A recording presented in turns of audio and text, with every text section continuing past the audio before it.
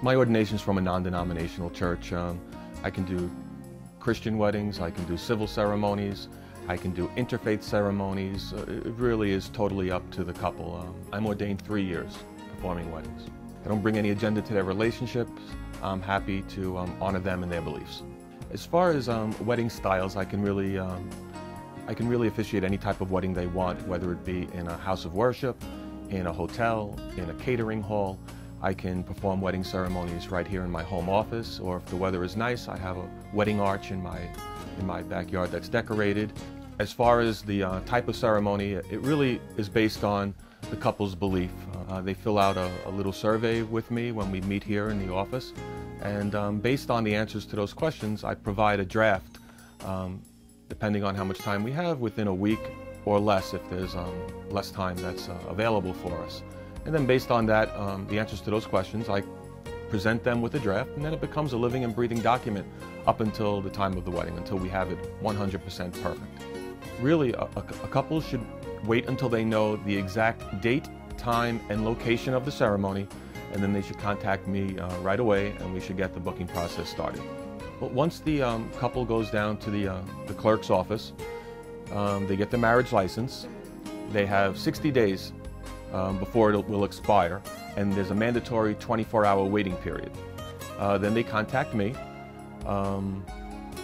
after they've secured their location, and we can get the ball started from that point. During the process where we fill out the paperwork, what I do is I basically determine what type of ceremony they're looking for, to make it very general, whether it be a Christian ceremony, whether it be a non-religious ceremony at all, civil, secular. Maybe it's a religious ceremony, but not necessarily a Christian ceremony. And then people will always ask, what am I going to wear? Well, that depends on the type of ceremony. Depends on two things. Depends on the type of ceremony.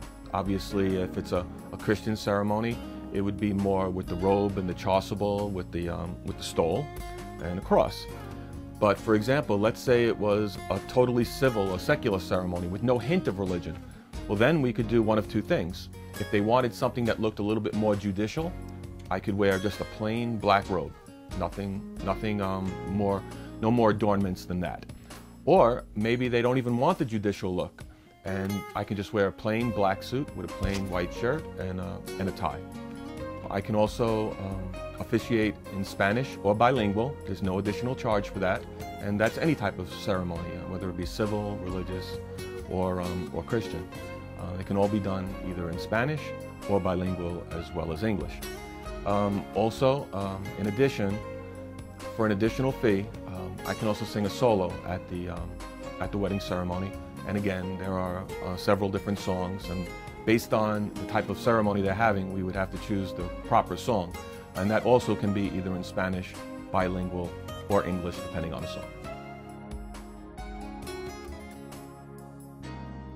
I've done all the way up to Garrison, New York for West Point ceremonies, and obviously Staten Island, and all the boroughs, not a problem. I would say I'm about 50-50. 50% of the people are from Long Island, the other 50% are from outside of Long Island. On my website, there's 2 pages of testimonials. The most important thing that I really want couples to know about me is that I am totally 100% non-judgmental. I bring no agenda to their relationship. I am happy to honor them and their beliefs. I have no rules. If you were to force me to tell you one rule that I have, and that rule is that I want people, when they leave my office, to be 100% satisfied with me, and when they read my draft, and by the time that draft is completed, I want them to be 100% satisfied. You know, my tag phrase is the straight path to your dream wedding ceremony. All types of ceremonies, happily officiated their way. That's what I'm about.